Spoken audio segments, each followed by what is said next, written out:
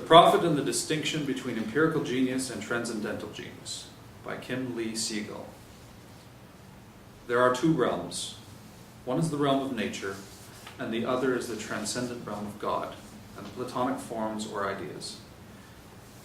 God does not exist because that implies God is either in the universe somewhere, or God is the body of the universe, which Spinoza called pantheism, a belief that Albert Einstein loved so much. However, God is transcendent from this commonplace world of nature. No scientist will ever discover God in the universe. Perhaps a way to describe the transcendent realm is the zero dimension, or pre-void, before Einstein's four-dimensional space-time continuum. The zero dimension, or pre-void, before the void, is neither somethingness nor is it nothingness. It is isness, because God is. The absolute transcendent realm always was and forever shall be, because it is the Godhead. The transitory, commonplace world we live in is the realm that the empirical genius can understand and therefore describe, because nature is deductive, like mathematics. But the only one that can comprehend and describe the transcendent realm of God is the transcendental genius. The greatest empirical genius will never be able to measure love, because love is transcendental. It is the transcendental genius, the mystic, with the majestic manic heart that can describe or approximate the true measure and worth of love in poetry and in many of the world's religious scriptures. The most eminent empirical genius can logically see a beautiful paradigm in empirical data, and perhaps one day generalize it into a simple, elegant, all-embracing mathematical model or universal theory of everything, like all the brilliant theoretical physicists talk about. A grand, perfect, universal earning its place in the absolute realm of Platonic forms. Such is the wonderment of mathematics. Because nature is deductive like mathematics, mathematics can symbolically, positively correlate with, and therefore perfectly mimic or model nature's deterministic macrocosm. This is not true in nature's microcosm of subatomic particles, where nonlinear chaotic events can only be understood in terms of probability and chance, and at times even escape that and all logical explanation. The transcendental genius can mystically see the realm of God in a grain of sand, like William Blake, a wildflower, like Tennyson, or a snowflake, like Francis Thompson, and he can best describe it with poetry. Poetry is the supreme intuitive mystical language of the transcendent realm. It is the analog of mathematics, the supreme logical deductive language of nature.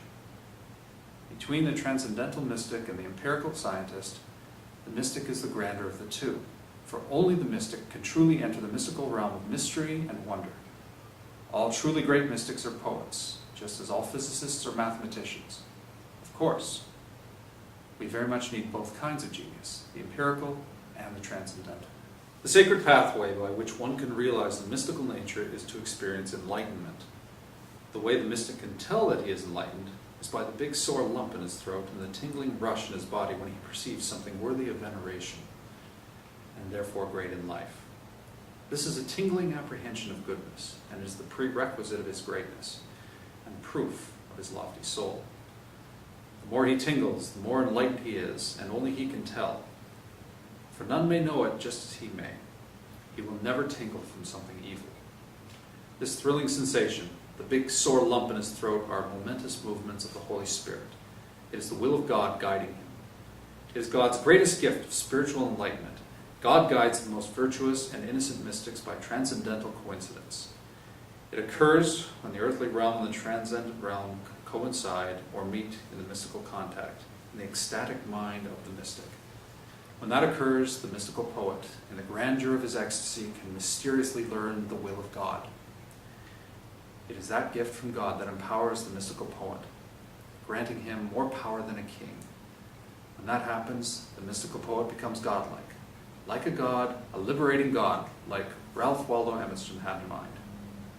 Now, like Confucius, he possesses the mandate of heaven and should become an acknowledged legislature of the world by counseling world leaders, something Percy Shelley would approve. By the infinite grace of God, the mystical poet can, in tranquil contemplation, use divination devices to play dice with the world, something Einstein would not approve of, because he said, God does not play dice with the universe. The holy divination devices may have been similar in practice to the casting of lots, as it was done in the Old and New Testament eras. Seeking providence by chance, or like the long-lost Urim and Thummim described in the Hebrew Bible to consult God. It could even be like the I Ching used by Confucius in ancient China to consult the transcendent realm of heaven. This was done for expedience, rather than wait for seemingly random transcendental coincidences. By experiencing these sacred, holy transcendental gifts, one becomes one with the will of God. One becomes a prophet.